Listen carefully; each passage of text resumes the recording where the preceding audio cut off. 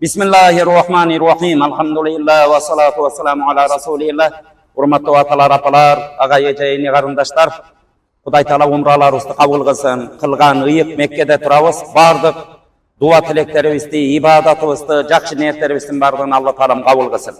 Бүгүн бир туугандар, мына келгенибизде 6-чы күн мына ошол жерге бир саякат кылып, дагы бир булардын жасаган жерлерин көрөлү деп келип атабыз. Мына астыбызда турган мечит Сулайман ибн Абдул Азиз Ар-Рajhi деген адам өткөн. Бул киши ошо 2017 жылы дүйнө менен кош айтышып кетип калды. 100 жашка жакын жаш жашады бул киши.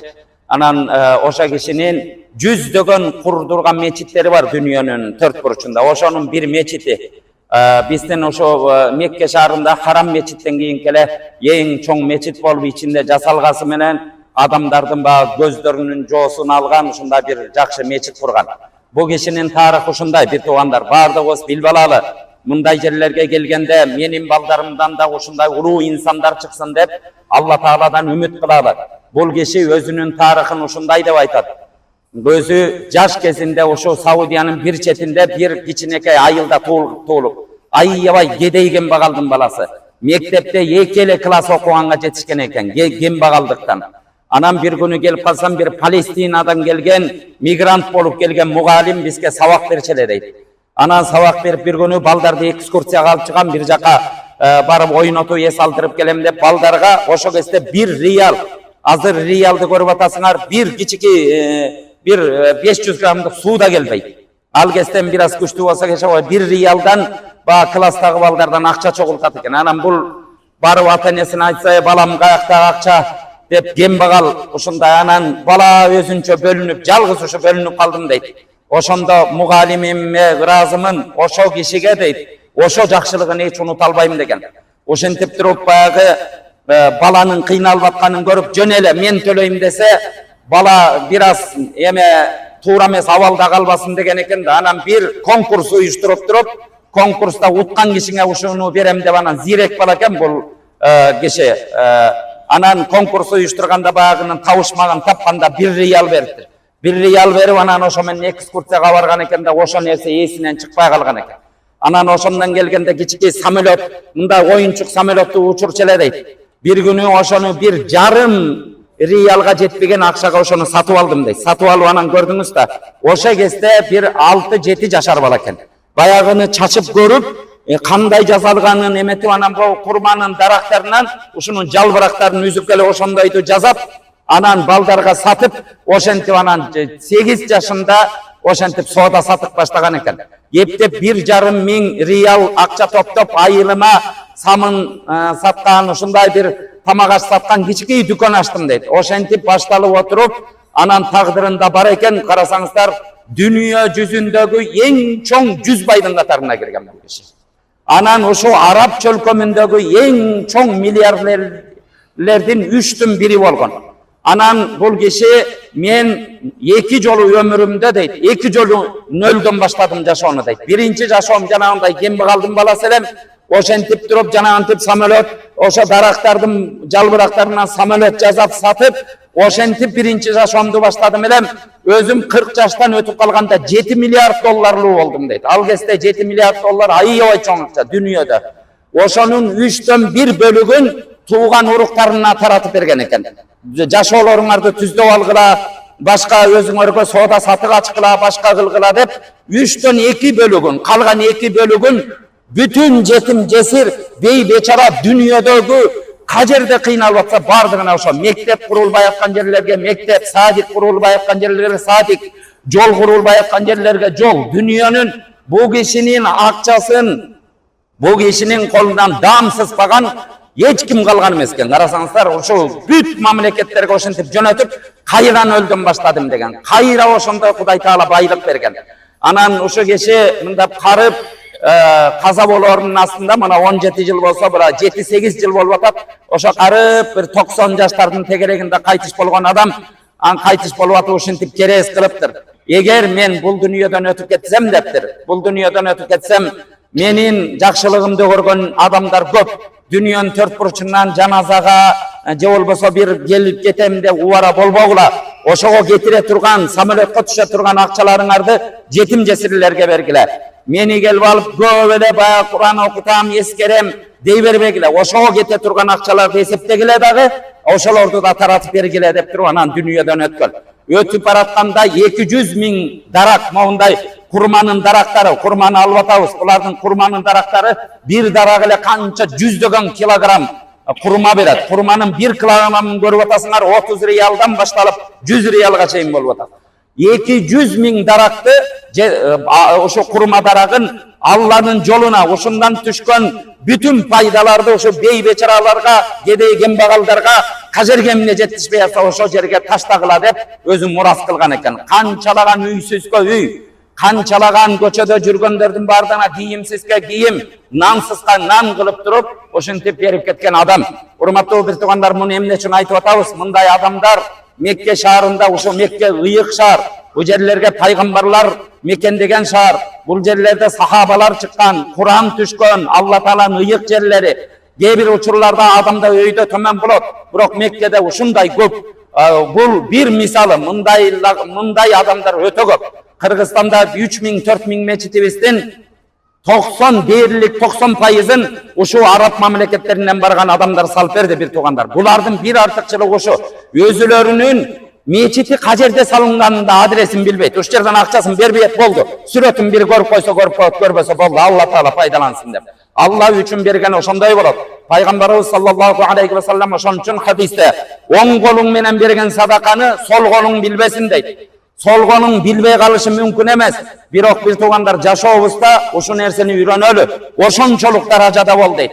Бизде эмне болуп атат? Кээ бир учурларыбызда бир тууганыбызга 1000 сом берип коюпчу, аны 30 жыл айтабыз кечке чейин мен бербесем деп.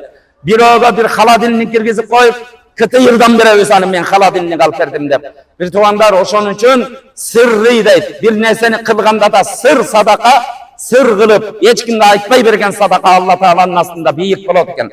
Бардыгыбыз ушул жерлерден ниет кылалы. Мына ушул жерге азыр шам намазын кирип окуйбуз. Окуганда менин балдарыман да ушундай берешендер чыксын, ушундай адалдан рызкы тапкан байлар чыксын, колу ачыктар чыксын деген деп Алла Тааладан ниет кылалы. Пайгамбарыбыз саллаллаху алейхи ва саллям ядул улия хайрун мин яди суфла деген. Өйдө турган кол ылдыйкы колдон жакшыраак дейт. Өйдөкү кол берет минтип, ылдыйкы кол алат. Алган колдон берген кол жакшыраак дейт. Бардыгыбыз ошон үчүн берешен бололу. Рамазандын астында турабыз бир туугандар. Рамазанда ифтар кылса хадистерде, адамдарга ифтар кылдыртып оозун ачырса, адамдарды сүйүндүргөн болсочу, ошол адамдын күнөөсү кечирилет экен, рызкысына береке болот. Пайгамбарыбыздын хадистерине таянып айтып атабыз.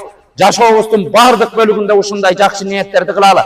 Бул жерде мына жаш балдарыбыз бар, мынтип жаңы соода сатык иш кылып аткан балдарыбыз бар. Кудайым, мен дагы да ушундай жок нерсени кысканбайлы бир туугандар. Жок нерсени кысканбайлы. Ниет деген бесплатный нерсе. Ниетке эч ким акча сурабайт. Ниет кылып коелучу, чындап ниет кылып коелучу. Кудайым, менин да колума бере турган болсо, мен дагы ошо Сулайман ибн Абдул Азиз ар-Раджихидей болгон адам болом. Мен дагы адамдарга берем. Менин колуман нанос тийбеген киши калбайт деп жакшы ниет кылалычы. Байлыкты дагы бир туугандар ушуну эсибизден чыгарбайлы.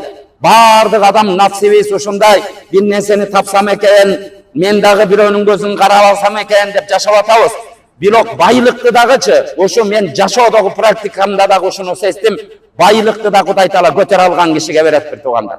Көтөрө албай тайрактап, чөнтөгүнө 10 тыйын түшүп калганда атасын тааныбай, классташын унутуп, курсташын чанып, адамдардан жиркене баштагандан тез эле алып коет, көрдүңүздөр. Шүкүр кылган адамга берет. Байлыктын шүкүрү эмне болот?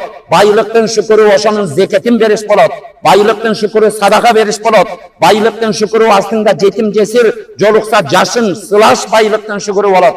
Байлыктын шүкүрү атаңды жалдыратпай, атаңа курортко жөнөтүш, атаңды ошо дүйнөнүн бир жакшылыктарын көрсөтүш, умрага ажыга алып келиш, ата-энеңдин кызматын кылыш, мына байлыктын шүкүрү болот бир туугандар. Бизде болсо мына тилекке каршы кээ бирөөбүз бар. Мен ушундай байларды көрдүм.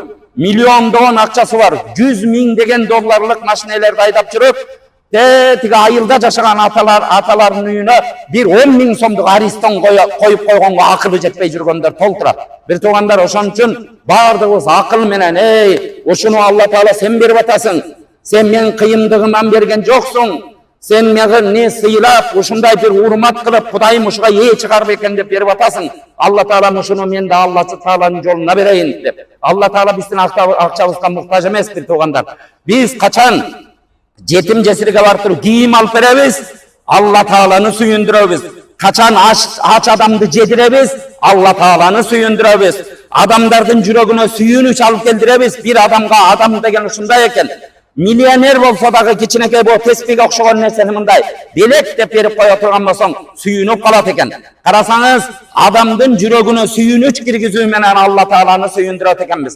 Bir tugandar oşon üçin paýgambarыбыз taadawu tahabbu birbiriňerge belek bergile ortaňarda suyuňar artsın deyip bir tugandar. Uşu nerselerdi niyet kılalım. Mekke'ye gelgendeçi, Mekke'ye gelgende ibadatыбызды үйrөнüp atabız. Namazı jok ketpeyli, namazın жаңы баштап атканына эже карындаштарыбыз, апайка inilerimiz бар экен. Bir жерден кайтканда намазсыз кетпейли, bir tugandar. Gelgile mehrimdүү bololu, geçirimdүү bololu, düşmanlarыбызга да ушул жерде дуба кылалы. Пайгамбарыбыз саллаллаху алейхи ва саллям ушинтип савап денесинен кан чыгарган düşmanlarına da дуба кылат эле. Taif деген шаарга барганда пайгамбарыбызды сабаганда денесинен аккан кандан кепичи канга толуп калган. Ошол учурда тоонун периштеси келип, ey Allah'nın suykümdүүsü, gel bu iki too menen Taifti jadırıp salayınmı? Jok, bular bilbey kılıp atışat degen. Bulardan da gelecekte la ilahe illallah dep Allah'a sıyınganlar çıkat degen. Bir tugandar alarga da duba algan. Eң ayağı emçekleş bir tuğanı Hamza radıyallahu anh'unu öldürgen adamdı dağı alıp gelip çakırıp anın musulman kılgan. Bir tugandar anday bir misalda aytып atam. Mındagan 10.000 degen misaldar menen Paygambarыбыз yaşagan. Bul dünya, bul жерден Mekke'den getkende bir tugandar. Paygambardın akılagı menen getişti Kudayım nasip kılgan bolsun. Ozubuzda uşaktарды taştaylı, kalpaytkandı taştaylı, afiristikti taştaylı, taşboğurluktu taştaylı. Gelgile bu jerde oňololu dep geldik mi? Oňololu uşul jerde. Oşo menen birge mına uşul jerde niyet kılalı. Kudayım inşallah Allah Taala oşo Suleyman ibn Abdülaziz Ar-Racihi'ge bergen rızkını silerдің baldarına da beret. Silerдің özüňörge da beret. Birok niyetli tuğra kıla turgan bolsak Allah Taala maga bersen, men dağı Allah Taala senin jolunda oşonu kızmat kılayın dep niyet kılalı. Paygambarыбыз sallallahu aleyhi ve sellem içi tardık aram, içi tardık göre albastık da aram kılgan. Birok eki nerse göre albastık bolboyt degen. Göre albastık bolup eseptelbeyt. Birincisi kaysı? Bir adam Kur'an jattap, ilim үйrön, geçeyin oşo Kur'an menen alek. Adamlarga Kur'an үйrötүү menen alek bolsa, Kudayım, Kur'andın tüşünügün, Kur'andın ilimin uşunça maga da berçi. Men da adamlarga uşuntip үйrötöйүн dep, oşondo kıskanıç kılsa oşo kıskanıç emes degen. Ekinçisemde bir adamga Allah Taala ebegeysiz baylık berip salgan. Mına bizdin misal uşu kişi. Gördüңүз, bu meçiti $1.000.000 dollarlarga kırılıp turgan meçitler. Azir için görsöz, içine uşu kozduguna toyboy turgan nerseler.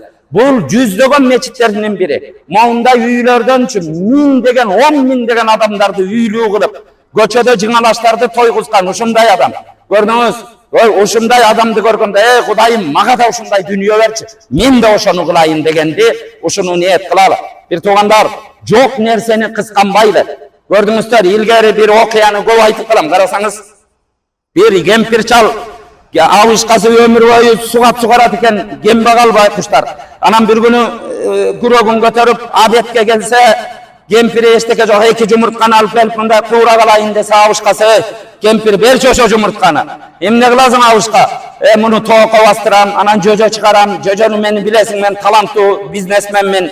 Anan anı took kılam, tooktu korosga aylandyrıp ýem. Korostu kozuga almaştırıp ýem, kozunu koyga almaştıram, anan torpaq anan tayga jetet eken oşentir. Oşentir otkanda kempiri sүйünüp işenip bolat eken da.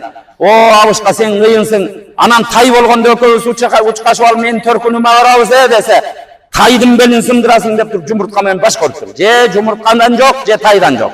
Bir tuğanlar oşentip jok nerseni kıskanbaylı, jok nerseni kıskangan adamlardı gördüm. Oşo jok kıskanıp жүрүpçü, kıskan özünde jok al. Kıskangan adamga Kuday berbeyt dağı. Gördüңüz, berbeyt jok nerseni kıskanıp atkanga. Oşentip kıskanıp atıp ömür ötüp ketkenlerdi gördüm. Urmatlı bir tuğandar oşon üçün jakşı niyet kılalı.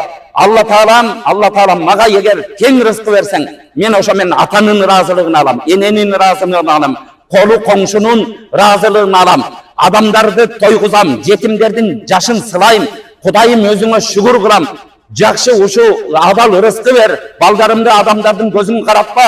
Бирөөгө мұқтаж қылып қойбағын. Бирөөнү барып тұрып тизелеп аргимдин ешігін алдын қаққылап қалғандан Құдай сақтағын деп дуа қылалы. Пайғамбарымыз саллаллаху алейхи ва саллям өзінің дуасында Аллахумма инни аузу бика минал фақр. Құдайым мені сыздаған, жалдырап қалған кедейліктен сақта дейтілі.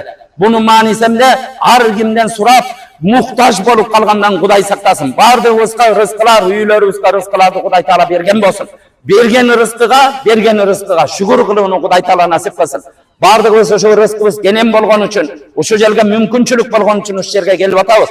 Бирок ушундай учурларда кейбір учурда жаман көрүнүштөр пайда болуп атат. Ушундай мүмкүнчүлүгү бар, бирок улам өйдөнү карайт. Пайгамбарыбыз саллаллаху алейхи ва саллям хадисте дүнүйөдө өзүңдөн өйдөнү караба деген. Өзүңдөн байып кеткен кишини караба дей бересиң, караба дейт аны. Өзүңдөн ылдыйды кара деген. Шүкүр кыласың.